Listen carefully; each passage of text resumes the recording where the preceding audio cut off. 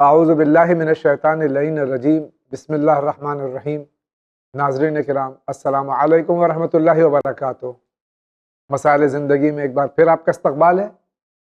آج ہمارے اسٹوڈیو میں مہمان ہیں حجت الاسلام جناب مولانا محمد قیصر صاحب قبلہ۔ ہم ان کا استقبال کرتے ہیں۔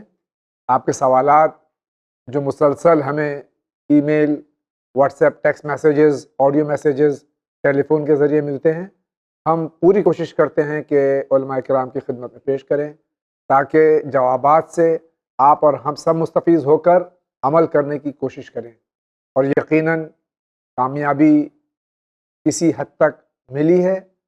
لیکن آپ سے ایک گزارش ہے کہ جب آپ اپنے سوالات درج کرائیں کسی بھی ذریعے سے، خاص طور سے ٹیلی فون کے ذریعے، جب ٹیلی فون لگ جائے برائے مہربانی اپنے پیچھے کے تمام ڈسٹربنسز کو ختم کرنے کی کوشش کیجیے، ٹی وی کو میوٹ کر دیجیے، سائلنٹ کر دیجیے، تاکہ واضح طور سے آپ کا سوال ہم تک پہنچ سکے اور ہم ان سوالات کو یہاں سمجھ کے علماء کی خدمت میں پیش کر سکیں۔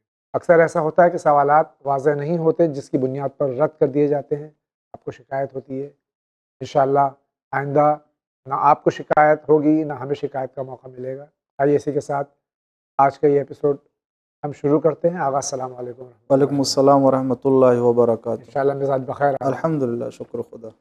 اگر آپ کی اجازت ہو تو پروگرام بسم شروع اللہ کریں آغا، الرحمن اور دیکھتے ہیں سب سے پہلے یہ سوال کس شہر سے آیا ہے۔ محمد ظفر نگر سے صوفی عبدالسمیع خیری بول رہا ہوں حضرت۔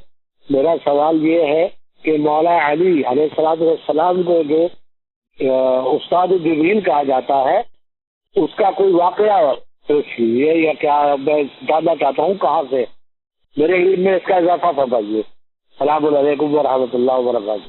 ہمارے صوفی صاحب کا سوال ہے کہ حضرت امیر المومنین علی بن ابی طالب علیہ السلام کو استاد جبرائیل بھی کہا جاتا ہے، تو اس کی کوئی واضح دلیل؟ بے شک تاریخ میں بہت ہی یہ واقعہ مشہور ہے، اور اہل سنت اور شیعوں کے درمیان، تمام علماء عالم اسلام کے درمیان یہ حقیقت ہے کہ مولا کائنات امیر المومنین علیہ السلام استاد جبرائیل ہیں، اور اس کا اقرار خود جناب جبریل نے کیا ہے۔ واقعہ اس طرح سے ہے کہ پیغمبر اسلام صلی اللہ علیہ وآلہ وسلم جناب جبریل کے ساتھ تشریف فرما تھے، اور تھوڑی دیر کے بعد مولا کائنات امیر المومنین علیہ السلام کی آمد ہوئی۔ تو جب جبریل کی نگاہ مولا کائنات پر پڑی تو فوراً وہ اپنی جگہ سے کھڑے ہو گئے اور اٹھ گئے احترام میں۔ پیغمبر اسلام نے دیکھا تو آپ نے دریافت کیا کہ آپ پہچانتے ہیں ان کو؟ تو جبریل نے عرض کیا کہ یا رسول اللہ، میں کیوں نہ ان کو پہچانوں، کہ انہوں نے مجھے اس وقت سہارا دیا ہے جب میں تنہا تھا، اور اس وقت مجھے پڑھایا ہے جب کوئی مجھے پڑھانے والا نہیں تھا، یہ میرے استاد ہیں۔ پورا واقعہ پھر نقل کیا کہ واقعہ یہ کہ جب خداوند عالم نے مجھے پیدا کیا، اور جب پیدا کیا تو میرے سامنے دریا اور علم اور نور کا ایک جو ہے وہ دریا سمندر جیسا محسوس کیا، اور وہیں سے ایک آواز آئی کہ من انا ومن انتا، تم کون ہو اور میں کون ہوں؟ تو جبریل کہتے ہیں میں نے اس کے جواب میں کہا کہ انتا تو ہے، انا اور میں ہوں۔ تو جبریل کہتے ہیں کہ یہ جواب میں نے دیا تو تھوڑی دیر کے بعد پھر سوال دہرایا گیا کہ من انا و من انتا، میں کون ہوں اور تو کون؟ تو میں سمجھ گیا کہ میرے جواب سے اطمینان نہیں ہوا ہے۔ تو تیسری بار بھی اسی طرح سے سوال دہرایا گیا۔ تو جب تیسری بار دہرایا گیا تو اسی نور، یہ کہہ لیجئے، یا علم کا ایک دریا، جو نور کا دریا، وہاں سے جو ہے وہ آواز آئی ایک، اور وہ نور ایک ظاہر ہوا، اور ظاہر ہونے کے بعد کہا کہ کیوں نہیں کہتے انت الرب الجلیل وانا عبد الذلیل واسمی جبرائیل، تو رب جلیل ہے، میں عبد ذلیل ہوں، میرا نام جبریل ہے۔ جب یہ کہا تو انہوں نے اطمینان محسوس کیا کہ میں نے جواب دیا ہے۔ یہ واقعہ ہے، اور اہل سنت کے علماء نے جو لکھا ہے کتاب میں اس سلسلے میں وہ یہ کہ کہتے ہیں کہ ایک ستارہ ہے جو 70,000 سال کے بعد ایک مرتبہ نکلتا ہے، اور جناب جبریل نے اسے 70,000 مرتبہ دیکھا ہے۔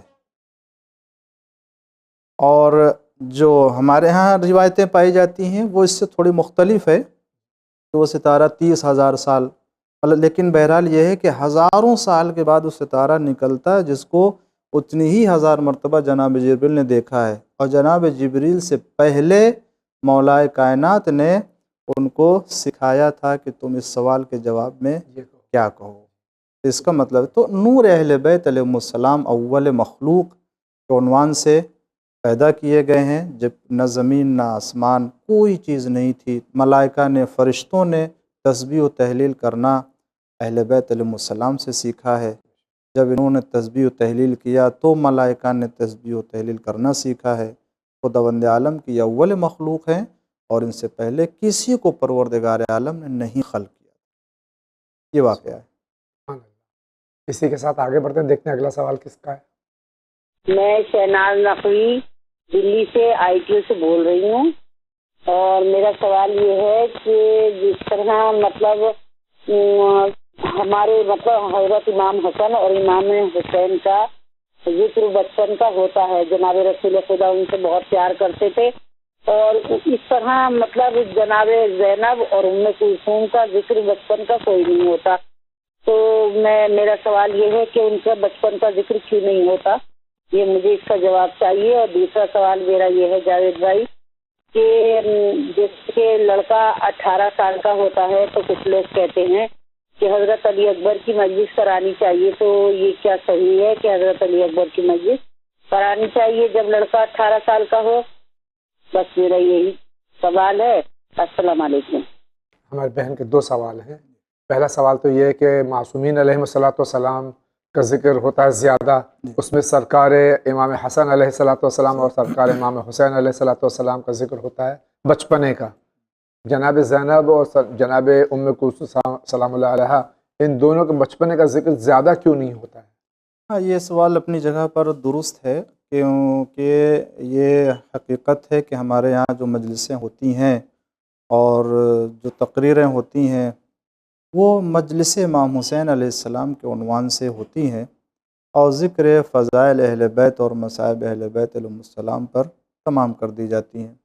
لیکن اگر انہی مجلسوں کو یا مجلس منعقد کرنے والے بانیان مجلس اس بات کا اگر خیال رکھیں کہ مناسبتوں سے اگر وہ مقررین کو، خطیب کو، ذاکر کو عنوان دے دیا کریں اور ذاکر سے کہہ دیں کہ آپ کو اسی ٹاپک اور اسی موضوع کے اوپر بات کرنا ہے، تو میں سمجھتا ہوں کہ اس طرح کی بہت سی تبدیلی آئے گی، اور ہمارے درمیان بہت سے افراد کو جو شخصیتیں ہمارے یہاں واقعی کتابوں میں ابھی ہیں اور وہ باہر نہیں آ سکی ہیں، ان کے درمیان جو ہے وہ معلومات میں اضافہ ہوگا۔ جناب زینب سلام اللہ علیہ کی شخصیت آپ کے ذات گرامی کے سلسلے میں مختصر بیان کیا جاتا ہے، نہیں بیان کیا جاتا بہت زیادہ۔ جب ولادت کی تاریخ یا شہادت کی تاریخ آتی ہے تو مختصر بس تبرکن جو ہے لوگ، لیکن ہے تذکرہ ایسا نہیں ہے، کتابیں پائی جاتی ہیں، مستقل کتابیں ہیں جناب زینب سلام اللہ علیہ کی حیات طیبہ کے اوپر، بچپنے کے واقعات نقل کیے جاتے ہیں، اور جس میں یہ کہ خود رسول اللہ صلی اللہ علیہ وآلہ وسلم نے آپ کا نام رکھا ہے جناب زینب سلام اللہ علیہ کا، اور امام حسین علیہ السلام کے درمیان اور جناب زینب سلام اللہ علیہ کے درمیان کی جو محبت ہے اس محبت کا تذکرہ ہوتا ہے، اور یہ سر واقع اسی طرح سے جناب ام کلثوم کے سلسلے میں بھی ہے، لیکن کم تذکرہ ہوتا ہے۔ اچھا، بہت سے روایتیں بھی ہمارے یہاں ہیں کہ جو تفصیل کے ساتھ کچھ چیزوں کو نہیں بتاتی ہیں، تو جب نہیں ہے تو علماء بھی جو ہے وہ اپنی طرف سے تو ان چیزوں کو نہیں بیان کر سکتے، اسی لیے انہی چیزوں کو پر اکتفا کرتے ہیں جن کو وہ کتابوں میں دیکھتے ہیں۔ ورنہ جناب ام کلثوم کے سلسلے میں یہ ہے کہ جناب جعفر طیار کے دوسرے بیٹے جو تھے ان کے ساتھ ان کی شادی ہوئی ہے باقاعدہ طور سے، اور دوسرے بھائی جو جناب زینب سلام اللہ علیہ سے ہوئی ہے عبداللہ کی، اور یہ واقعات ملتے ہیں اس میں۔ اور دوسرا سوال ہاں دوسرا سوال جو ہے یہ ہے کہ جب بیٹا 18 سال کا ہوتا ہے تو ایک مجلس منعقد ہوتی ہے بعنوان حضرت علی اکبر علیہ السلام۔ جاوید بھائی میں آپ سے عرض کروں کہ واقعاً یہ ایک مذہبی اور ایک دینی رجحان ہے جی ہمارے یہاں میں جو اہل بیت علیہ السلام سے لگاؤ ہے نا، یہ مذہبی رجحان کی بنا جی پر بے شک کہ ان کی فطرت میں، طبیعت میں، مزاج میں یا ایسے گھر میں تربیت اس انداز سے ہوئی ہے کہ وہ چاہتے ہیں کہ اپنے ہر عمل کو یا ہر رخ کو جو ہے اہل بیت علیہ السلام ہی سے منسوب رکھیں۔ جی بے شک۔ تو دیکھیں ہمارے روایت تو نہیں ہے ایسی کوئی، نہ کوئی ایسی تاکید ہے کہ جب آپ کا بیٹا 18 سال کا ہو جائے تو جی جناب علی اکبر علیہ السلام کے شان میں یا ان کے لیے، لیکن اگر کوئی یہ کرتا ہے تو بہت اچھا پسندیدہ کام ہے کرتا ہے، اور جی بہت عمدہ عمل ہے، جی اور یقیناً جو خداوند عالم جناب علی اکبر کی برکت سے بیٹے اور نوجوانوں کی حفاظت کرے گا اور ان کی برکتیں زندگی میں شامل ہیں۔ یہ آگے بڑھتے ہیں۔ السلام علیکم، میرا نام ہے ظفر عباس، میں یشن پور بنگلور سے کال کر رہا ہوں۔ جاوید بھائی اور مولانا صاحب کو میرا سلام ہے۔ میں اکثر چینل ان پر پروگرامز دیکھتا ہوں، سارا زندگی بہت دیکھتا ہوں، مختار نامہ یوسف پیغمبر کو وغیرہ دیکھتا ہوں، لیکن میرا سوال یہ ہے کہ مسجد میں جو جاتے ہیں سلام کرنے کے وقت منڈی نہیں، نماز ختم ہونے کے بعد منڈی نہیں ہلاتے، اور میں مختار نامہ میں دیکھا کہ نماز ختم ہونے کے بعد منڈی ہلاتے ہیں، سلام کرنے کے بعد منڈی ہلاتے ہیں، اس کا جواب آپ دکھائیے۔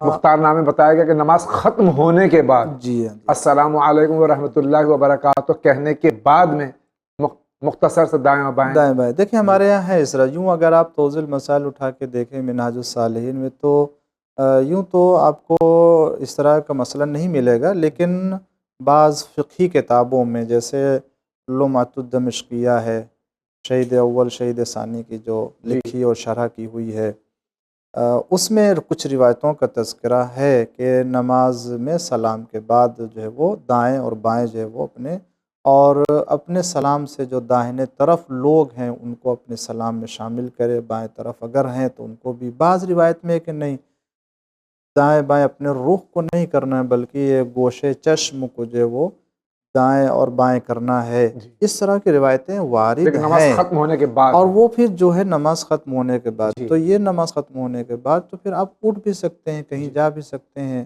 عمل کوئی انجام دینا چاہے کر سکتے ہیں، تو نماز اس کے میں درمیان نہیں کر سکتے۔ ہاں تو اس میں کوئی حرج نہیں ہے اور یہ عمل ہو سکتا ہے اور ہے کہیں کہیں۔ بہت بہت شکریہ، آگے بڑھتے ہیں۔ جی میرا نام سرور ہے، میں پٹنہ سے بول رہا ہوں۔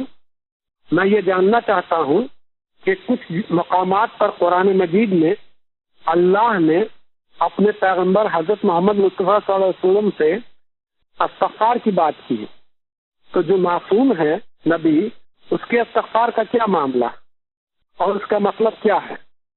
بہت لوگ اس بات میں سوال کرتے ہیں، طریقہ کیا ہوگا، یہ میں چاہتا تھا جاننا۔ والسلام علیکم۔ ہمارے بھائی پوچھ رہے ہیں کہ معصومین علیہ الصلوۃ والسلام نے تاکید بھی کی، خود بھی کثرت سے استغفار کرتے تھے، تو جب ان سے گناہ ہی نہیں سرزد ہوتا تھا تو کس طرح کیوں استغفار کرتے تھے؟ اچھا یہاں پر بھی اپنے برادر محترم کو یہ بتا دو کہ یہ بھی استغفار نہیں ہے، استغفار ہے، کہ یہاں پر بھی ایک جو ہے وہ اشتباہ، اکثر جو لوگ کہتے ہیں استغفار کلمہ۔ اور دوسری بات یہ کہ یہاں جو استغفار پیغمبر اسلام یا معصومین علیہ السلام کے لیے ہے قرآن میں یا دعاؤں میں، پوری دعائے کمیل ہمارے یہاں مولا کائنات جو ہے وہ تعلیم کرتا ہے کیسے جو ہے وہ، تو اس کا مطلب یہ ہوتا ہے کہ سب سے پہلی بات تو استغفار کہتے ہیں طلب بخشش کو، اور لغت میں اگر غفرہ جو مادہ ہے استغفار کا، اصل لغت میں غفرہ کا معنی ہوتے ہیں ڈھانپ لینے کو، گویا خدا سے دعا کرتے پروردگار تو اپنی رحمت و برکت میں ہمیں ڈھانپ لے، تو کون ہے کہ جو اس کا محتاج نہ ہو اور کسی خدا کی رحمت کی ضرورت نہیں ہے؟ پیغمبر اسلام صلی اللہ علیہ وآلہ وسلم اور امام معصومین علیہ السلام۔ سب سے پہلی بات تو یہ کہ جب تک خدا کی عنایت اور خدا کی برکت اور رحمت اور لطف و کرم شامل حال نہیں ہے، اس وقت تک اہل بیت علیہ السلام اپنے کو کچھ نہیں سمجھتے ہیں۔ اپنی ساری زندگی خدا ہی کی عنایت اور لطف و کرم کے سائے میں ہی سمجھتے ہیں۔ تو اگر خدا سے یہ دعا ہے کہ پروردگار تو اپنی رحمت میں ہمیں ڈھانپے رکھ، تو اس میں کوئی مذائقہ نہیں، یہ چیز ہے۔ دوسری بات یہ ہے کہ جو سب سے اہم ہے، ہم استغفار کو شاید صرف اور صرف گناہ کے بنا پر سمجھتے ہیں کہ جب انسان گناہ کرے تبھی توبہ اور استغفار ہونا چاہیے، جبکہ یہ فکر غلط ہے کہ توبہ یا استغفار انسان اسی وقت کرے جب گنہگار ہو، خدا کے حکم نافرمانی ہو۔ سورہ نوح میں جناب نوح علیہ السلام نے اپنے قوم کو نصیحت کرتے ہوئے فرمایا کہ استغفروا ربکم انہ کان غفارا، اپنے پروردگار کے بارگاہ میں استغفار کرو کہ بہت زیادہ معاف کرنے والا ہے۔ پھر اس کے فائدے بیان کیے ہیں جناب نوح علیہ السلام نے اسی سورہ نوح میں، وَيُرْسِلِ السَّمَاءَ عَلَيْكُمْ مِدْرَارًا، تب تم اگر استغفار کرو گے تو اللہ تعالیٰ تمہارے اوپر موسلادھار بارش نازل کرے گا۔ ایک فائدہ تو یہ ہوا کہ گناہ معاف ہوتا، دوسرا فائدہ ہے کہ بارش نازل ہوتی ہے، تیسرا فائدہ اسی میں کہ وَيُمْدِدْكُمْ بِأَمْوَالٍ وَالْبَنِينَ، مال دے گا، اولاد دے گا، کثرت سے جو وہ تو باغات دے گا، نہریں جاری کر دے گا۔ یہ سورہ نوح میں ہے۔ تو استغفار کے فائدے صرف یہ نہیں ہے کہ انسان کے گناہ معاف ہوتے، بلکہ اس کے لیے یہ ہے کہ اس کو مال ملتا ہے، دولت ملتی ہے، اولاد ملتا ہے، اور اسی طرح سے بارش نازل ہوتی ہے۔ تو جو کائنات کا ذمہ دار ہے، پیغمبر اسلام ائمہ معصومین علیہ السلام اپنے زمانے کے امام اور اپنے زمانے کے ولی ہیں، آیا جب ولی زمان ہے تو زمین کو آیا برکت چاہیے یا نہیں چاہیے؟ زمین کو بارش چاہیے یا نہیں چاہیے؟ تو اگر دنیا کو کوئی انسان استغفار کے بنا پر کہے کہ میرے استغفار کے بنا پر بارش نازل ہوتی ہے، تو میں نہیں سمجھتا ہوں کہ دنیا کوئی انسان کھڑا ہو کے یہ کہے گا کہ میرا استغفار ہے کہ جس کی بنا پر بارش نازل ہو۔ تو کون ہے جس کی بنا پر؟ صرف معصوم، ولی زمان۔ تو بے شک۔ بلکہ ہمیں احسان ماننا چاہیے کہ اگر ولی زمان حجت خدا کا استغفار نہ ہوتا تو یہ زمین کی برکتیں، آسمان کی بارش، مال دولت، لوگوں کو اولاد نہ ملتی۔ یہ اس لیے استغفار کرتے ہیں تاکہ زمین میں برکت پیدا ہو، ان کا استغفار اس لیے ہوتا ہے۔ بہت بہت شکریہ۔ اگلا سوال لیتے ہیں۔ میں سید دلشاد علی بول رہا ہوں رام نگر وارانسی سے۔ میرا پہلا سوال یہ ہے کہ نبی صلی اللہ علیہ وسلم کیا 9 تاریخ اور 10 تاریخ کو روزہ رہتے تھے؟ اور دوسرا سوال یہ ہے کہ قرآن شریف میں لکھا ہے ان اللہ ملائکتہ صلوا علی النبی یا ایھا الذین آمنوا صلوا علیہ وسلموا تسلیما۔ ایک جگہ یہ لکھا ہے، ایک جگہ یہ لکھا ہے ان اللہ ملائکتہ صلوا علی النبی یا ایھا الذین آمنوا صلوا علیہ وسلموا تسلیما۔ تو یہ دو جگہ میں یہ سلم یہ اور واو کا فرق ہے، ایک جگہ وسلم ہے، ایک جگہ یسلم ہے۔ اس کا تفصیل سے مجھے بتا دیجیے۔ آپ کا چینل بھی مجھے بہت اچھا لگتا ہے، اور مولانا صاحب اور جاوید بھائی کو میرا سلام، اور آپ کے سارے اسٹوڈیو والے کو میری طرف سے دعا۔ خدا حافظ۔ یہ ہمارے بھائی فرما رہے ہیں کہ محرم الحرام میں کیا نبی صلی اللہ علیہ وآلہ وسلم 9 اور 10 تاریخ کو روزہ دیکھیں، رکھتے یہ تھے؟ محرم کے جو روزے کے سلسلے میں بات ہے، آخر خاص طور سے عاشور کے دن کا روزہ ہوتا ہے، یہ ہمارے ہاں کسی معتبر کتاب میں نہیں ہے، اور جو بخاری اور صحیح مسلم کی روایت ہے اس کو توڑ مروڑ کے بیان کیا گیا ہے، اور اس کا راوی بھی ضعیف راوی ہے، کہ جس میں یہودیوں کا تذکرہ پایا جاتا ہے کہ یہودی جو تھے وہ روزہ رکھتے چلے آ رہے تھے پہلے سے عاشور کے دن، اور اس کے بعد جو ہے وہ ابن عباس نے دیکھا تو پیغمبر اسلام کی خدمت میں آ کے عرض کیا، یا رسول اللہ، یہ جناب عیسیٰ کی یاد میں اور ان کی جناب موسیٰ علیہ السلام کی یاد میں اور ان کے فتح میں جشن کے لیے جو ہے یہ کرتے ہیں۔ تو پیغمبر اسلام نے فرمایا کہ کیا میں اس کا مستحق نہیں ہوں، میں تو زیادہ سزاوار ہوں، لہٰذا میں بھی روزہ رکھوں گا۔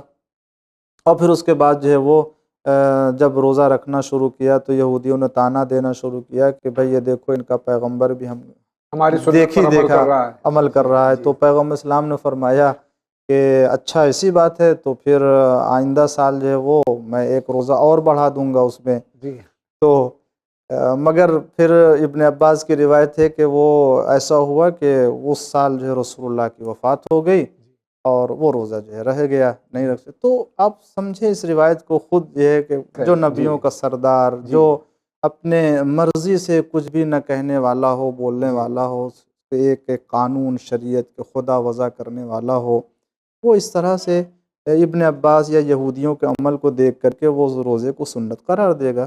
دوسرا سوال ان کا ان اللہ و ملائکتہ کے سلسلے ہاں دیکھیں، اس میں جو 2 بار کلمہ آیا ہے یا ایھا الذین آمنوا، بسم اللہ الرحمن الرحیم، ان اللہ ملائکتہ یصلون علی النبی یا ایھا الذین آمنوا صلوا علیہ وسلموا تسلیما۔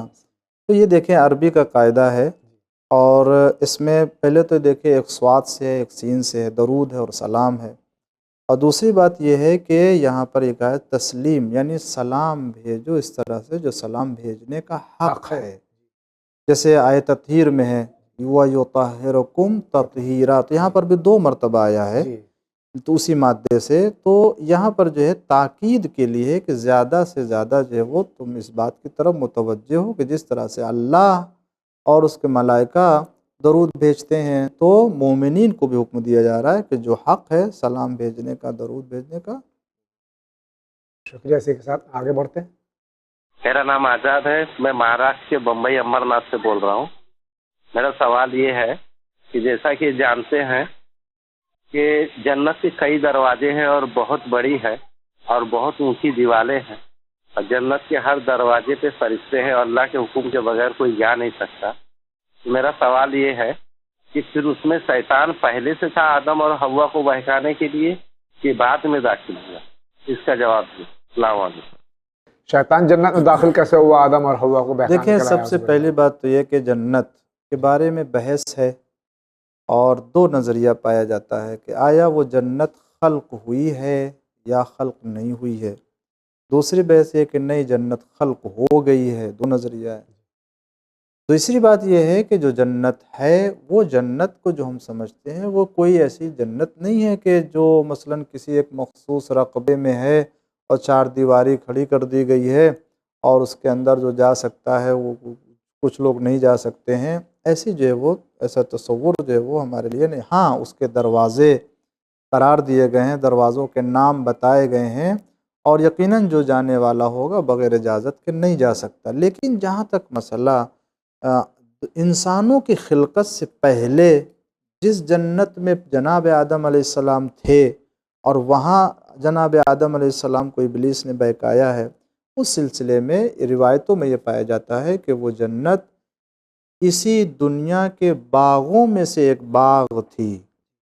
تو جب اسی دنیا کے باغ میں سے ایک باغ تھی تو پھر باغ ہے، جنت کا معنی بھی باغ کے ہوتے ہیں، ایک بہترین باغ، خوبصورت باغ ہے۔ تو وہ جنت نہیں ہے کہ جس میں جو ہے وہ انسان عبادت کرنے کے بعد اور جزا و سزا کا حساب و کتاب ہونے کے بعد جو جائے گا، تو اس اعتبار سے وہاں پر گزر کسی برے انسان کا نہیں ہو سکتا ہے۔ جناب آدم علیہ السلام جس جنت میں تھے وہ اسی دنیا کے باغ میں سے ایک باغ۔ آگے بڑھتے ہیں۔ السلام علیکم، میرا نام امیرا قریشی ہے، میں الموڑا اتراکھنڈ سے بول رہی ہوں۔ ہم اپنا ون چینل روزانہ دیکھتے ہیں اور ہمیں اس چینل سے دینی تعلیم کے بارے میں بہت معلومات ہوتی ہے۔ اللہ تعالیٰ ون چینل کو تا قیامت تک سلامت رکھے، آمین۔ میرا سوال ہے کہ لوگ کہتے ہیں جیسے اللہ حافظ، خدا حافظ، کیا یہ کہنا ٹھیک ہے؟ جبکہ ہم مسجد کے امام صاحب کو بھی حافظ کہتے ہیں اور بشر کو بھی حافظ کہتے ہیں، تو حافظ کہنا ٹھیک ہے؟ شکریہ، السلام علیکم۔ اللہ حافظ، خدا حافظ، مسجد میں حافظ صاحب ہے۔ تو دیکھیں، جو مسجد میں یا جو کسی عالم کو، کسی مولوی مولانا کو حافظ کہتے ہیں، وہ حافظ کا معنی دوسرا ہوتا ہے، اور خدا حافظ اور اللہ حافظ کا معنی الگ ہے۔ وہ معنی ہوتا ہے قرآن حفظ کرنے والا۔ حفظ کرنا یعنی یاد کرنا، حافظ یعنی یاد کرنے والا۔ قرآن کا حافظ قرآن کا یاد کرنے والا ہے، اس کو یعنی یاد کر کے اس نے حفاظت کی ہے اپنے دل میں، اس لیے اس کو حافظ کہتے ہیں۔ لیکن اللہ حافظ یعنی اللہ حفاظت کرنے والا، یعنی تمہاری نگہداشت کرنے والا ہے، اللہ سنبھالنے والا ہے، تمہاری حفاظت کرنے والا، اس معنی میں ہے، وہ دونوں الگ الگ ہیں۔ شکریہ۔ اگلے سائل کا سوال لیتے ہیں۔ میں دل چینل کی جو ہے بہت ساری دیکھتی ہے اور اللہ دوگنی رات چوگنی کرے۔ میں اپنا بہت پسند کرتا ہوں اس چینل کو اور بہت دیکھتا ہوں، یہ پروگرام بہت اچھا لگتا ہے۔ میرا سوال یہ ہے کہ میرا گھر پورا پریشان ہے اس دقت سے کہ ابھی گھر میں ہمارے بھانجے کی نئی شادی ہوئی اور 2 سال نہیں بیتا اور کہ انہوں نے جھوٹا جو ہے پولیس تھانہ کر دیا، تو اس سے اور آنے والی اور جو نئی شادی ہوئی ہیں ان عورتوں کو یہ ہدایت ملے کہ جو جھوٹی پولیس تھانہ کر دیتی ہیں، اور ہمارے قوم میں اس ٹائم بہت زیادہ ہو رہا ہے کہ پھنسانے لگتی ہیں، جھوٹا کیس کر دیتی ہیں، دہیج پرچہ لگوا دیں گے اور آدمی کے اوپر غلط الزام لگا کر کے، اور اس سے پورے گھر کو بھگتنا پڑتا ہے، جس سے کہ آج ہم پورے گھر ہمارا جو ہے بھگت رہا ہے، اور ہم کانپور سے بول رہے ہیں افسر علی۔ اس کے لیے اور جو ہم لوگ تو بھگت ہی رہے ہیں یہ، تو اور لوگ جو ہیں بے گناہ جو اس کے لیے مصیبت میں ہیں وہ کم سے کم نہ ہوں، اور جو بے گناہ لوگ ہیں اس کے لیے آپ جو ہے عورتوں کو یہ ہدایت کریے اور ان کی ماؤں کو یہ ہدایت کریے کہ اپنی لڑکی کو بیٹھانے سے اچھا ہے کہ اگر آدمی صحیح ہے اور کوئی اس کی کمی نہیں ہے تو کم سے کم جو ہے لڑکی کو اس کے گھر والوں کو بھیج دیں۔ ہمارے یہاں کچھ خاندانوں میں گھریلو مسائل کی بنیاد پر تنازع ہوتا ہے اور لوگ کورٹ کچہری اور پولیس تک پہنچ جاتے ہیں، جس کی وجہ سے دونوں فریق پریشان ہو جاتے ہیں۔ دیکھیں، میں اس سلسلے میں ایک بات عرض کروں کہ چاہے دنیا کی جتنی ترقی ہو جائے، ایک انسان چاہے دنیا کا جتنا بھی مال حاصل کر لے، اور بہرحال دنیا مادی ہے اور دنیا ہے، یہ نہ سمجھے کہ ہم اگر دنیا میں مال دولت ثروت ترقی کر لیا تو ہم کو سکون مل جائے گا۔ چاہے جتنی ترقی کر لے، جب تک دین اور مذہب سے نہیں جڑے گا اس وقت تک سکون قلب نہیں مل سکتا اس کو، نہ خاندان میں، نہ فیملی میں، نہ بھائی بہنوں میں، نہ بھائی میں، نہ ماں باپ کے درمیان۔ انسان چاہے جتنا پڑھ لکھ لے دنیاوی اعتبار سے اور دنیا کے اعتبار سے چاہے جتنا آگے بڑھ جائے، اگر اسے کوئی چیز سکون دے سکتی ہے تو دین کی تعلیم ہے۔ لہٰذا ہمیں اہل بیت علیہ السلام کی تعلیمات کو سامنے رکھنا چاہیے، اور جو اخلاق و کردار اہل بیت علیہ السلام نے اپنایا اور ہمیں حکم دیا اس کے اوپر عمل کرنے کے لیے، اگر اس کو ہم اپنی زندگی میں ڈھالیں گے تو کسی بھی موڑ پر ہم پریشان نہیں ہوں گے، چاہے وہ عورت کا معاملہ ہو چاہے مرد کا معاملہ ہو، کیونکہ دونوں طرف سے شکایت ہوتی ہے۔ مرد عورت کی شکایت کرتا ہے، شکایت عورت مرد کی شکایت ہے، ماں بیٹے کی، بیٹا ماں کے بارے میں، یہ سارے جھگڑے اس لیے کہ ہم نے دین کا راستہ بدل دیا ہے اور اس راستے پر نہیں چل رہے جس راستے پر ہم کو چلنا چاہیے۔ اگر یہ درست ہو جائے تو سارے مسائل درست مسائل حل ہو جائیں۔ بہت بہت شکریہ۔ اسی کے ساتھ میں دیکھتے ہیں آپ کا کیا سوال ہے۔ میرا سوال ہے کہ میں صبح جانے کے ٹائم گھر سے جب نکلتا ہوں تو سبھی جتنے مومنین ہیں ان کی فاتحہ پڑھتا ہوں، اور کچھ لوگ بتاتے ہیں کہ وہ پڑھنی نہیں چاہیے، اس سے بیماری بڑھتی ہے۔ شکریہ۔ یہ گھر سے نکلتے ہیں تو دعا اور استغفار پڑھتے ہوئے نکلتے ہیں، کچھ لوگ کہتے ہیں کہ ایسا نہیں کرنا۔ نہیں، ایسا نہیں ہے کہ کسی کے لیے بھی اگر استغفار کرتے ہیں، اپنے لیے کرتے ہیں، دعا کرتے ہیں، یہ اچھا نیک عمل ہے جی، اور اس میں کسی بھی طریقے کو کوئی خرابی یا برائی نہیں ہے، اچھا عمل ہے۔ آئیے اسی کے ساتھ آگے بڑھتے ہیں۔ ہاں، ہمارا سوال یہ ہے، خاتون جنت فاطمۃ الزہرا کا جب انتقال ہوا تو اس وقت ان کی عمر کتنی تھی؟ بنارس سے جمال الدین بول رہے ہیں۔ خاتون جنت فاطمۃ الزہرا کا انتقال ہوا، اس وقت ان کی عمر کتنی تھی؟ اور اس کے بعد جو ہے امام حسن اور امام حسین کی عمر کتنی تھی ان کے ماں کے انتقال کے بعد؟ پلیز آپ بتائیے۔ السلام علیکم۔ جب خاتون جنت حضرت فاطمہ زہرا سلام اللہ علیہا کی شہادت ہوئی ہے، جی، آپ کی عمر مبارک شہادت کے وقت آپ کی عمر 18 سال 2 مہینہ کچھ دن کچھ کہہ دن لیجیے، کی تھی، بس اس سے زیادہ کی عمر حسنین نہیں۔ کریمین علیہم الصلوۃ والسلام ظاہر سی بات ہے، کی جب سن 3 ہجری میں امام حسن علیہ السلام کی ولادت ہے، سن 4 ہجری میں امام حسین علیہ السلام کی ولادت ہے، یہ لوگ 6-7 سال کی عمر میں اس وقت ہے جب ماں آپ کا کی سایہ والدہ سر سے اٹھ گیا. آئیے اسی کے ساتھ آگے بڑھتے ہیں. میں جاوید مرزا دلی سے بول رہا ہوں. جناب میرا سوال یہ ہے کہ میرے گھر میں کسی کا انتقال ہو گیا تھا چند دن پہلے، تو بہت ساری باتیں ایسے آئی نکل کے جن کو ہم کلیئرفائی کرنا چاہتے ہیں. یہ باتیں شرعی طور پہ ٹھیک ہیں یا پھر نہیں ہیں؟ مثلا جیسے جب فاتحہ کرائیں تو آپ مغرب کی اذان سے پہلے کرائیں، فاتحہ بعد میں نہیں کرانا چاہیے. مردے کی روح 40 دن تک گھر پر آتی ہے، اور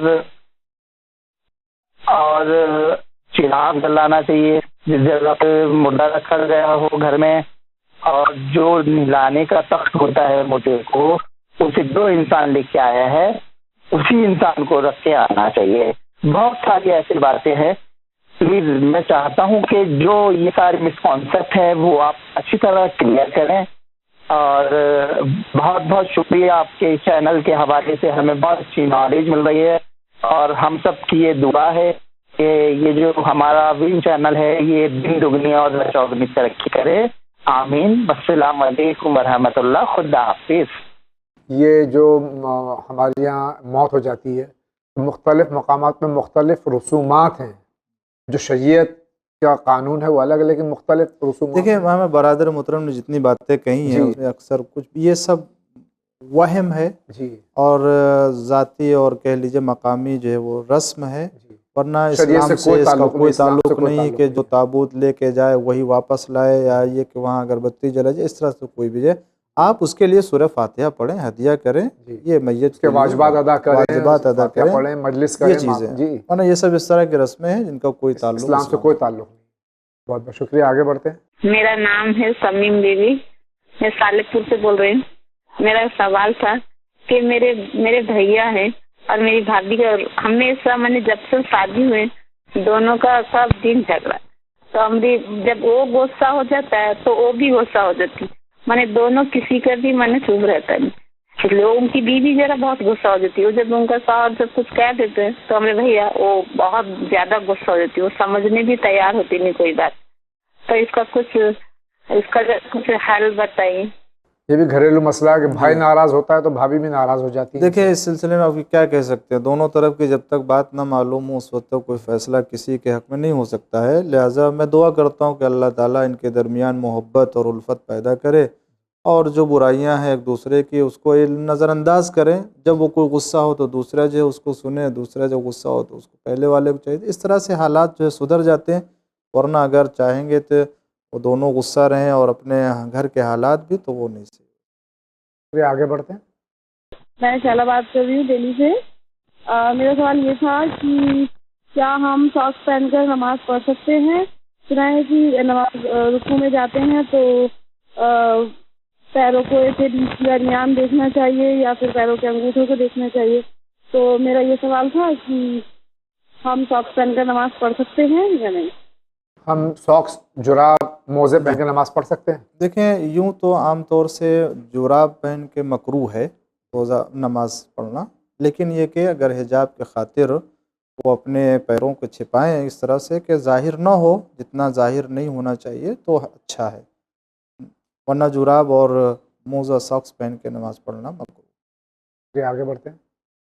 ہاں یہ بتائیے ظہر کی جو نافلہ نماز ہے اس کا وقت صحیح ٹائم کیا ہے اور کب تک باقی رہتا ہے؟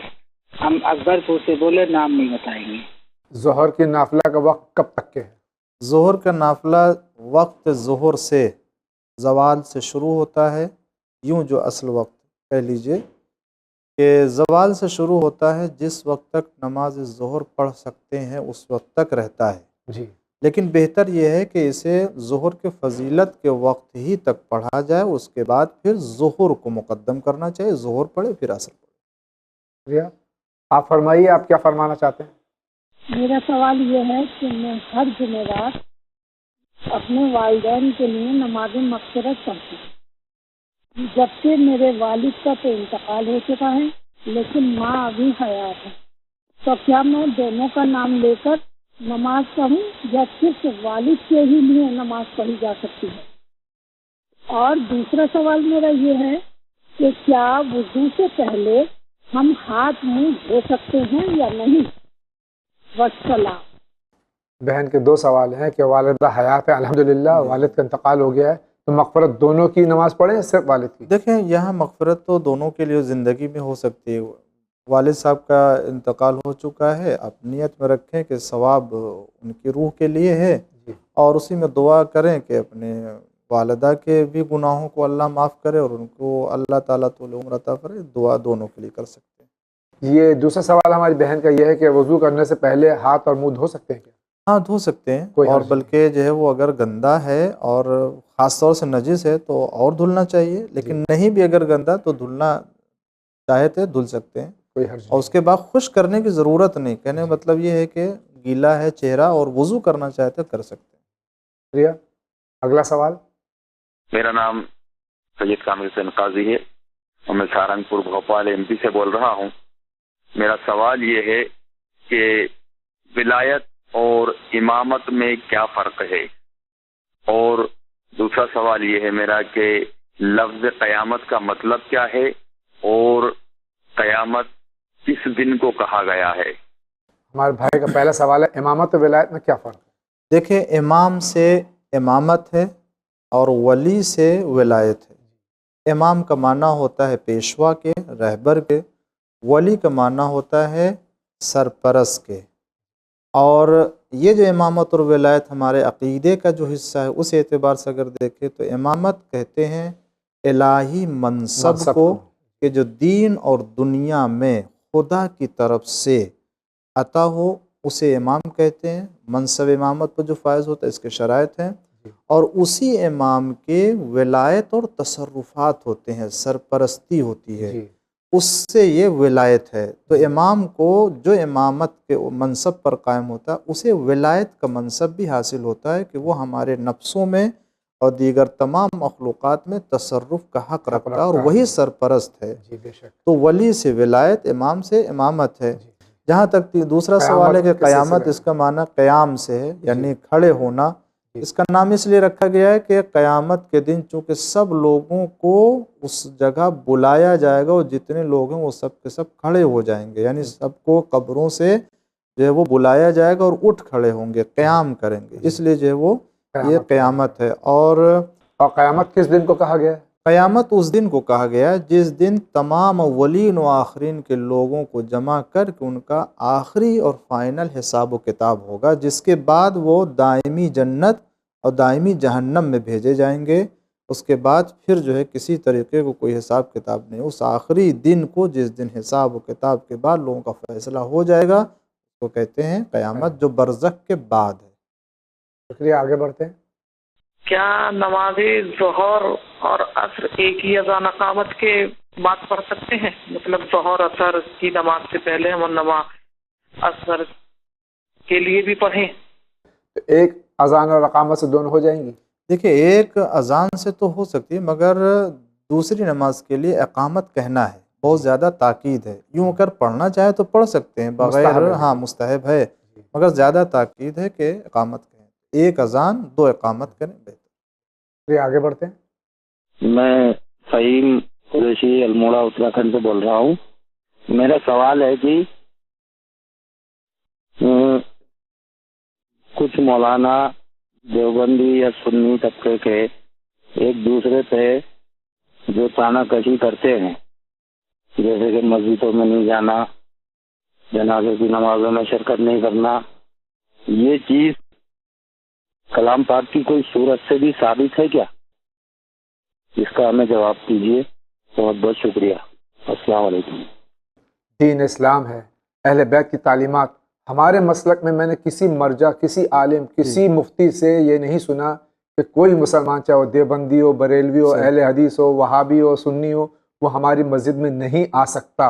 नहीं, आप इसकी गवाही देंगे? बेशक, इसमें कोई शक नहीं है। न कुरान में किसी को काफिर का हमने आज तक, न कुरान में है और न अहले बैत अलैहिमुस्सलाम की तालीमात में है कि अगर कोई मुसलमान, हत्ता अगर कोई इंसान की भी इज्जत और एहतराम करने का हमारे यहाँ तालीम दी गई। ये जाए कि अल्लाह का मानने वाला, रसूल पर ईमान रखने वाला, अल्लाह की इबादत करने वाला मस्जिद में आ जाए, हमारी मस्जिद में कोई भी मुसलमान आ सकता है। और कुरान करीम की कोई आयत इसको, बल्कि कुरान करीम की आयतें इसके खिलाफ हैं। कुरान करीम किसी भी तरीके के इख्तिलाफ के बारे में मना करता है। شکریہ, آگے بڑھتے ہیں. ہمارا سوال یہ ہے کہ ہمارے پانچم کی والدہ کا نام کیا ہے اور ان کے بارے میں جانکاری چاہیے. اور دوسرا سوال یہ ہے کہ ہم نے 1 لاکھ روپیہ فکس ڈپازٹ کیا ہے, تو کیا اس کا خون ابھی نکال سکتے ہیں؟ کیونکہ ہم لوگ ہر سال 31 تاریخ کو خون نکالتے ہیں لاسٹ مہینے کی, مطلب کہ انگلش مہینے سے. تو ہمارا سوال یہ ہے کہ ابھی نکالے یا 1 سال کے بعد جو ہمارا خون کا ٹائم اس کا پورا ہو جائے ٹائم جب نکالے خون. السلام علیکم, ہم کا جواب چاہیے. حضرت یہ ہماری بہن کے 2 سوال ہیں. حضرت امام محمد باقر علیہ السلام کی والدہ ماجدہ کا نام کیا تھا؟ ہاں, امام باقر علیہ السلام کی والدہ کا نام جو مشہور ہے وہ ام عبداللہ کہی جاتی ہے, لیکن آپ جو تھیں وہ امام حسن علیہ السلام کی بیٹی تھیں اور بہت ہی پاک دامن, باعفت اور عبادت گزار خاتون تھی, بافضیلت خاتون تھی. اور نام بھی جو بتایا گیا ہے وہ فاطمہ نام بتایا ہے. دوسرا سوال بہن کا ہے کہ 1 لاکھ روپے فکس ڈپازٹ کیا ہے, 31 دسمبر کو تاریخ ہوتی تو خمس ابھی نکالیں یا بعد میں؟ دونوں اختیار ہیں ان کے اوپر. اگر اس وقت نکالنا چاہے تو نہیں, اس لیے کہ ان کی رقم ہے, اور اگر وہ بعد میں نکالنا چاہیں وہ جب ہاتھ میں آئے اس وقت, لیکن یہ کہ خمس نکالنا. شکریہ آغا. اسی کے ساتھ میں دیکھتے ہیں اگلا سوال. میرا سوال یہ ہے کہ مجھے بہت خوف رہتا ہے اور ڈر ہمیشہ رہتا ہے. کسی کی موت کی بات سنے تو ڈر رہتا ہے, 4 آدمی ہو تو ڈر رہتا ہے, باہر جانے سے ڈر ہوتا ہے. حق بتاؤ. خدا حافظ. یہ ہماری بہن خوف زدہ رہتی ہیں, ڈر لگتا ہے, وہم ہوتا ہے, ان کو کیا کرنا چاہیے؟ دیکھیں, اس کے لیے قرآن کی تلاوت کریں, آیت الکرسی پڑھا کریں, دم کر کے نکلیں, گھر میں جو ہے وہ پاکیزگی لائیں اور 5 وقت کے اول وقت سے نماز پڑھیں. اور ڈر لگتا ہے تو اگر قیامت کا ڈر اور موت کا خوف ہے تو بہت اچھی چیز ہے, ہونا چاہیے تاکہ انسان اپنے اعمال و کردار کو سنوار لے. شکریہ. اگلا سوال کس کا ہے؟ میرے لڑکے کی شادی ہوئی, میرے لڑکا سائیکیٹرک پیشنٹ ہے تھوڑا سا, تو کیا شادی ہوئی تو اس کی زوجہ کو اس کے چھوڑ دینا چاہیے؟ اس کی زوجہ نے اس کو چھوڑ دیا, تو سائیکیٹرک پیشنٹ ہوتے ہیں اس کی خدمت نہیں کرنے کی, تو شوہر کو چھوڑ دینے کا, یا اور پھر بعد میں چھوڑ کے بھی بعد میں اس میں مینٹیننس لے لے رہی ہے, تو وہ کیا جائز ہے؟ شوہر کا ساتھ دینا نبھانا چاہیے یا چھوڑ دینا چاہیے؟ وہ پلیز برابر جواب دینا. انہوں نے شادی سے پہلے بتایا تھا نہیں بتایا تھا کہ سائیکیٹرک ٹریٹمنٹ اس کا ہو رہا ہے, یہ دماغی طور سے صحیح نہیں ہے, اور شادی ہوئی, یا بتانے کے بعد شادی کی اب زوجہ نے؟ میں یہی پوچھنے والا تھا کہ آیا اس مسئلے کو شادی سے پہلے رکھا تھا یا نہیں لڑکی والوں کے درمیان؟ ایک بات. دوسری بات بالکل جو ہے وہ ایک سامنے کی بات ہے, اسی مسئلے کو الٹ دیجئے. اگر لڑکی ایسی ہوتی تو لڑکا کیا کرتا اور لڑکے کی ماں کیا کہتی؟ کیا وہ لڑکا بھی لڑکی کا ساتھ دیتا؟ اور دینا چاہیے. اگر ایسا ہو تو ٹھیک ہے, اس لڑکی کو بھی جو ہے وہ اپنے یہاں رکھنا چاہیے. لیکن میں کہنا چاہتا ہوں کہ اگر اس منزل پر وہ لڑکی اپنے اختیار کو یوز کرتی ہے اور نہیں رہنا چاہتی ہے ایسے کے ساتھ, تو کس قانون نے اسے روکا ہے؟ سماج کا قانون ہے. سماج کے قانون جو ہے وہ ہمارے شریعت میں جب تک شریعت سے نہ ملتے ہوں اس کی کوئی ویلیو نہیں ہے. جہاں تک رہ گیا کہ اسے اخلاقی طور سے رہنا چاہیے, وہ الگ بات ہے کہ اس کو اخلاقی طور سے ساتھ دینا چاہیے, رہنا چاہیے, مگر اسلام و شریعت کی اگر نگاہ میں دیکھیں گے تو اس کو اختیار ہے, اگر وہ ساتھ دینا چاہے رہے, نہیں دینا چاہتی اس کو اختیار چلی جائے. یہاں مسئلہ یہ ہے. تو یہاں پر دیکھیں, ہم کو زبردستی کسی کو یہ کہ نہیں ہمارا قانون ہے, ہمارا حق بنتا ہے کہ اس کو شوہر کو ساتھ دینا ہی دینا ہے, یہ کہیں سے نہیں آیا. شکریہ. اگلے سال کا سوال لیتے ہیں. میں مراد آباد سے غلام حیدر بول رہا ہوں. میری والدہ کو کچھ پریشانی ہوتی ہے, میری بیوی یا میری دونوں بھابھی اگر ہوتی ہیں تو ان سے وہی شکایت کرتی ہیں کہ میرے اوپر مرچیں ڈال رہے ہیں, راکھ ڈال رہی ہیں, لیکن اس طرح کی کوئی ہمارے سامنے کوئی ایسا حادثہ نہیں ہوتا, لیکن وہ برابر یہ شکایت کرتی رہتی ہیں. آپ مولانا صاحب سے جاوید بھائی سے میری یہ درخواست ہے کہ اس کے بارے میں یہ حل بتائیں کہ آخر ان کے اوپر کیا ہے. یہ کہتی ہیں کہ میرے اوپر یہ چٹکی ڈالتی ہیں, اور اگر ان کو ہم اوپر 2 منزلے کہ نیچے سے چٹکی ڈال دیتی ہیں تو اس کا اثر اوپر تک جاتا ہے, یا برابر والے مکان. تو مطلب وہ کہتی ہیں کہ برابر والے مکان والے نے ڈال دیا ہمارے اوپر، اگر اندر بھی بند ہو جاتی ہے، اندر کمرے کے دو مطلب پیچھے کی طرف سائڈ میں برآمدے سے پیچھے کمرے میں اگر پہنچ جاتی ہے تو وہاں پہ بھی کہتی ہیں کہ اندر تک اثر آ جاتا ہے اس کا. تو آپ سے گزارش ہے کہ یہ اس کے بارے میں یہ بتائیں کہ یہ وہ کہتی ہیں کہ یہ اثرات ہے اور یہ مطلب جناتی وسوسہ ہے یا کچھ ایسا ہے کہ یہ اصلیت میں ہے کیا ہم نے سبھی ڈاکٹروں کو حکیموں کو دکھا دیا لیکن اس کا کوئی مسئلے کا حل نہیں کر لیا. تو میری یہ درخواست ہے کہ اس کے بارے میں بتائیں کہ یہ اصلیت میں یہ چیز ہے کیا. اور سب کچھ دعائیں بھی پڑھتی ہیں، دعائیں سبا مشلول ہے اور سورہ جن ہے، سورہ ناس ہے، لیکن ابھی تک کوئی بھی اس کے بارے میں حل نہیں نکلا. یہ تقریباً 10 سال سے ایسے ہی متواتر ان کے اوپر ہو رہا ہے یہ حادثہ. ہم یہ کہتے ہیں کہ اس کے بارے میں آپ کوئی دعا تعلیم فرمائیں یا یہ پوری ڈیٹیل بتائیں کہ یہ وسوسہ ہے یا ویسے ہی کوئی اور پریشانی ہے. السلام علیکم. یہ ہمارے بھائی ہیں، ان کی والدہ وسوسے میں اور وہم میں مبتلا ہیں.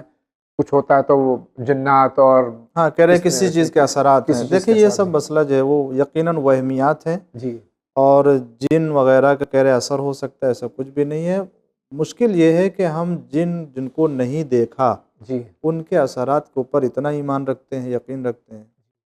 قرآن ہمارے گھر میں ہے، دعائیں ہمارے پاس ہیں، یہ ساری اہل بیت علیہم السلام کی تعلیمات ہمارے پاس ہے. ان کے اثرات کے بارے میں ہمارا ایمان نہیں ہے. جی، ہم ان کے اثر کے اوپر بھی ایمان رکھیں، اگر واقعی یقین اور ایمان کے ساتھ عمل کریں تو اس کا اثر بھاری ہوگا، غالب آئے گا. اگر کوئی ایسی برائی ہے تو گھر سے خود بخود دور ہو جائے گی. بے شک ایسی کوئی چیز نہیں ہے. گھر کو پاک و پاکیزہ رکھیں، نجاست نہ آنے پائے، واجبات پر مسلسل طور سے عمل کریں، مسلسل عمل کریں. گھر میں تلاوت قرآن برابر پابندی سے کریں، انشاءاللہ سب کچھ دور ہو جائے گا، ختم ہو جائے گا انشاءاللہ. اگلا سوال لیتے ہیں. میں اندھیری میں رہتی ہوں. مجھے پوچھنا تھا کہ میرے شوہر ڈرنک وغیرہ بہت کرتے، تو اس کے ڈرنک وغیرہ کرتے اس کو چھڑانا ہے. مجھے اس کے لیے کوئی دعا بتائیں گے آپ مجھے؟ اور قرضہ بھی بہت زیادہ کر کے رکھے. ظاہر ہے کہ جب انسان شراب پیے گا تو قرض دار بھی ہو جائے گا. اگر کیونکہ پورے دن اگر شراب کے نشے میں رہے تو کام نہیں کرے گا. برائی سے برائی پیدا ہوتی ہے. ظاہر سی بات ہے یہ عمل اگر اچھا ہوتا تو اسلام کیوں اس کو جو ہے روکتا. اور اسی بنا پر جو ہے یہ برائیاں پیدا ہوتی ہیں گھر میں، برکت ختم ہو جاتی ہے. جب برکت ختم ہوگی تو پھر قرض بڑھے گا ہی، محتاجی آئے گی، فقیری آئے گی. لہٰذا اس کا طریقہ یہ ہے کہ ان کو گناہ سے روکنے کے لیے اسلام کی تعلیمات ہے، نماز کی طرف ان کو راغب کریں، نماز کی پابندی کریں. اگر وہ اس کے بعد بھی نہیں چھوڑتے ہیں تو نماز نہ چھوڑنے دیں، نماز برابر مسلسل پڑھنے کے لیے آمادہ کریں. اگر نماز پڑھتے رہیں گے تو برائی رہے گی، خود بخود وہ دور ہو جائے گی. اس لیے کہ نماز ہر برائی سے روکنے والی ہے. ایک دن ضرور اس کا دل نرم ہوگا، اللہ تعالیٰ اس کے دل میں یہ ڈالے گا اور اس برائی کو ختم کر دے گا. شکریہ. آپ فرمائیے، آپ کیا سوال کرنا چاہتے ہیں؟ ہلو، السلام علیکم. میں بریلی یو پی سے بول رہی ہوں. اور میرا سب سے پہلے تو آپ سب کو، تمام بن چینل کے کارندے جتنے بھی ہیں، سب لوگوں کو نئے سال کی مبارکباد. اور اس کے بعد میں میرا سوال یہ ہے کہ مطلب بیماری کی وجہ سے اگر جسم پر تیل وغیرہ لگا ہوا ہے اور وہ جگہیں جہاں سے وضو ہوتا ہے، جس جگہ پر وہ جگہ تیل سے نہیں لگی ہے یا دوا وہاں وکس وغیرہ نہیں لگی ہے، تو کیا مطلب وضو کر کے نماز پڑھی جا سکتی ہے؟ اور خدا آپ کے چینل کو لمبی زندگی عطا کرے. اور خدا حافظ. السلام علیکم. اگر پورے جسم پہ بیماری کی وجہ سے کچھ تیل وغیرہ لگا ہوا لیکن وضو جہاں کرتے ہیں اس پہ نہیں لگا ہوا ہے، سجدہ جہاں کرتے ہیں وہاں صحیح ہے، جہاں پر وضو کرنا ہے وہ حصہ خالی ہے، وضو کر سکتے ہیں، تیل نہیں. اور اگر معمولی تیل اگر ان حصوں پر بھی لگا ہوا ہے اور پاک ہے تیل، جی، تو بھی وضو کر سکتے ہیں اور نماز پڑھ سکتے ہیں. شکریہ. اگلا سوال لیتے ہیں. مدھیہ پردیش سے دیواس سے بول رہا ہوں میں، شریف پٹیل جی. میرا کوشچن یہ ہے کہ اپنے گھر پہ مرحوم کو مر جانے کے بعد جو مٹی کا کھانا میت کے دن جو بنایا جاتا ہے وہ جائز ہے یا ناجائز ہے؟ یا سیم کی جو چاول واول بنایا جاتا ہے وہ بھی جائز ہے، یا تہلم جو کیا جاتا ہے 40واں جو کھانا بنایا جاتا ہے، یہ کھانا کرنا جائز ہے یا ناجائز ہے، یا 10واں ہے، 20واں ہے، 6 ماہ ہے، 9 ماہ ہے، 12 ماہ ہے؟ اس سمبند میں مولانا صاحب سے میری درخواست ہے کہ ہمیں صحیح جانکاری بتائی جائے تو ہم اس سمبند میں سمجھ رہے۔ السلام علیکم۔ سارے مسلمانوں میں مرحومین کے لیے ایصال ثواب کیا جاتا ہے بعنوان ہندوستان میں تیجا، 10واں، 20واں، 40واں، چھمائی، تمائی۔ دیکھیں یہ چیز ہمارے اسلام میں ہے کہ مرنے والے کو ایصال ثواب کرنا۔ ایصال ثواب کئی طریقے سے ہوتا ہے، سورہ کی تلاوت کر کے، کسی کو صدقہ دے کر کے، کسی مومن کو غریب کو کھانا کھلا کر کے، یا اس کے طرف سے کوئی عمل نیکی کر کے۔ اب یہ کھانا کھلانا چاہے 3 دن پر ہو، 40 دن پر ہو، 6 مہینے پر ہو، یہ عمل بہرحال جائز ہے، اس میں کوئی کسی طرح کا اشکال اعتراض نہیں ہے۔ ہاں اگر کوئی یہ کہے کہ نہیں یہی 40 دن اور 3 دن اور 10 دن ہی پر ہونا چاہیے، یہی اسلام کی تعلیم ہے، تو اسلام کی ایسی کوئی تعلیم نہیں ہے۔ یا مٹی میں کھانا بنانا ہے اور چاول بنانا ہے، اس کی کوئی جو ہے وہ اسلام کی طرف سے تاکید نہیں ہے۔ ہاں مردے کو ایصال کرنا، ثواب کو، اجر کے اسے پہنچانا مغفرت کے لیے یہ جائز ہے۔ شکریہ۔ اگلا سوال لیتے ہیں۔ میرا سوال ہے کہ میرے شوہر بہت اچھے ہیں، بہت سب چیز میرا خیال رکھتے ہیں اور بہت مانتے ہیں، لیکن ان سے میں خاصیت ہے کہ وہ آج تک کبھی نماز نہیں پڑھے۔ ہم اتنا سمجھا کے تھک گئے کہ وہ نماز پڑھے، لیکن ان کو کیسا لگتا ہے ہم کو سمجھ میں نہیں آتا ہے۔ بولتے ہیں کہ پڑھیں گے لیکن پڑھتے نہیں ہیں۔ اس کے لیے کوئی اپائے بتائیے یا اسی چینل کے ذریعہ سمجھائیے، وہ بھی دیکھتے ہیں انشاءاللہ ٹائم ملتا ہے تو۔ دیکھیں اس سلسلے میں ہو سکتا ہے کوئی کمزوری پائی جا رہی ہو جس کی بنا پر، یا اہمیت نماز کی نہ ہو۔ پہلے ان کو آہستہ آہستہ نماز کی، عبادت کی، دعاؤں کی اہمیت بتائیں اور ایک وقت سے نماز شروع کرائیں، آہستہ آہستہ۔ بولے ایک وقت ظہر کی نماز جو آسان ہو، جس وقت کی اس کو نماز پڑھ لیں۔ دوسری نمازوں کے لیے کہیں مگر زیادہ تاکید نہ کریں۔ پھر جب وہ ایک وقت کی پڑھنا شروع کر دیں گے، پھر دوسرے وقت کی پڑھیں گے، پھر تیسرے وقت، خود بخود جو وہ محبت پیدا ہو جائے گی نماز سے اور پڑھنے لگے۔ شکریہ۔ اگلا سوال۔ ہیلو جناب، السلام علیکم۔ میرا نام محمد رائب عباس ہے، میں یو پی سے بول رہا ہوں، جونپور سے۔ میرا سوال یہ ہے کہ کیا ہم اپنا جو صدقہ نکالتے ہیں وہ ہم ہندو فقیر کو دے سکتے ہیں؟ جی شکریہ، السلام علیکم۔ ہم جو روزمرہ صدقہ نکالتے ہیں واجب کی عنوان سے نہیں، عام طور صدقہ، یا ہم کسی غیر مسلم کو دے سکتے ہیں؟ کسی غریب کو دے سکتے ہیں، دے سکتے ہیں۔ کسی غریب کو دے سکتے ہیں۔ بہت بہت شکریہ۔ آگے بڑھتے ہیں۔ میرا نام ریحانہ ہے، میرٹھ سے بات کر رہی ہوں۔ میں چاہتی ہوں کہ رسول اللہ کے خاندان کے، ان کی تمام اولادوں کے بارے میں سب بتایا جائے تفصیل سے۔ ان کے بیٹے کتنے تھے، بیٹیاں کتنی تھیں، اور کیا کیا ان کے نام تھے، کہاں کہاں ان کے روزے ہیں، میں سب جاننا چاہتی ہوں۔ ایک الگ سے پروگرام میں جو ہے جیسے حسن آصف صاحب بتاتے ہیں، اس طرح کے پروگرام میں ان کے متعلق سب کچھ بتایا جائے۔ شکریہ، اللہ حافظ۔ انشاءاللہ آپ کے سجیشن پر مکمل طور سے عمل کرنے کی پوری کوشش کریں گے۔ ایسے پروگرام ہیں بھی ہمارے پاس جو دکھائے جاتے ہیں، لیکن مختصراً آپ فرمائیے کہ سرکار ختم متبع صلی اللہ علیہ وآلہ وسلم کے کتنی اولاد تھی، بیٹیاں کتنی تھیں؟ دیکھیں اس سلسلے میں جو عالم اسلام میں جو معتبر کتابوں میں اور علماء کے درمیان متفق علیہ ہے اور جو مسلم ہے وہ یہ کہ رسالت مآب کے جو بیٹے تھے وہ جناب قاسم اور عبداللہ، جن کو طیب کہتے ہیں، اور جناب ابراہیم ہیں اور جناب طاہر ہیں، ان سب کا انتقال جو ہے بچپنے میں ہو گیا تھا۔ اور اس کے بعد جناب خدیجۃ الکبریٰ سلام اللہ علیہا سے ایک بیٹی ہیں، اکلوتی بیٹی، جن کا نام نامی جناب صدیقہ طاہرہ فاطمہ زہرا سلام اللہ علیہا ہے۔ آپ جو ہے وہ ایک بیٹی تھی جناب رسالت مآب کی، اس کے علاوہ اور کوئی بیٹی نہیں ہے۔ اور اس کے علاوہ جو رسالت مآب پیغمبر اسلام نے شادیاں کی ہیں وہ بھی جناب خدیجۃ الکبریٰ سلام اللہ علیہا سے تو یہ بیٹی ہے، اور تاریخ میں ہے دوسری ایک دو بیوی سے، لیکن اس کے علاوہ اور کسی بیوی سے کوئی اولاد نہیں ہوئی ہے۔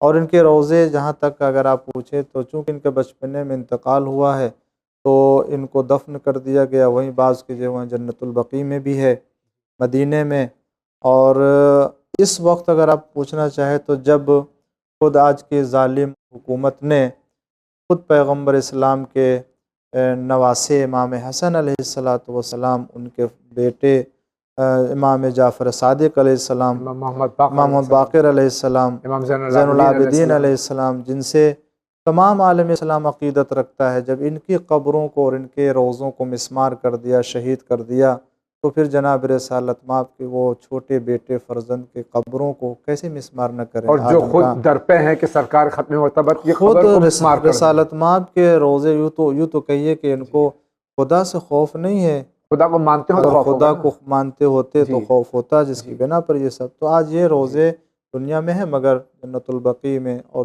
دوسری جگہوں پر ان کے پائے جاتے ہیں، مگر نشان جو ہے وہ اس طرح سے نہیں ہے۔ یہ آگے بڑھتے ہیں۔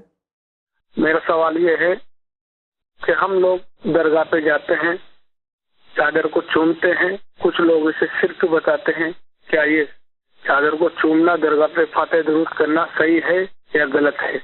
السلام علیکم۔ نہیں، یہ کج فکری ہے، اور جو لوگ اس طرح کی چیزوں کو بدعت کہتے ہیں، اسلام نہیں جانتے ہیں، نہ اسلام کو سمجھا ہے، اور جو اسلام ان کے پاس ہے وہ کسی ایسے سے اسلام پہنچا ہے جنہوں نے خود اسلام نہیں سمجھا تھا، اور وہ مسلمانوں کے درمیان خود اختلافات ایجاد کرنا چاہتے تھے، اسی لیے آج دیکھیے مسلمانوں میں اختلاف ایجاد کیا، ورنہ تبرکن کسی جو ہے وہ برکت کے لیے ولی خدا یا اہل بیت علیہ السلام سے منسوب چیزوں کو اگر کوئی چومتا ہے، بوسہ لیتا ہے، تو اس میں کوئی حرج نہیں ہے۔ ماں باپ کے احترام، ان کے ہاتھ چومنے کے لیے کہا گیا ہے، خانہ کعبہ جا کر کے وہاں حجر اسود کو چومتا ہے، یہ ساری چیزیں اگر چومنا ہی بدعت ہے، سب بھی بدعت ہو جائے گا، شرک ہو جائے گا۔ آئیے اسی کے ساتھ میں ہم جا رہے ہیں بہت ہی مختصر سے وقفے پہ، اور آپ کہیں نہیں جائیے، کیونکہ یوں گئے اور یوں آئے، اور واٹس ایپ ٹیکسٹ میسیج کے ذریعے جو سوالات ہیں آگاہ خدمت پیش کرتے ہیں۔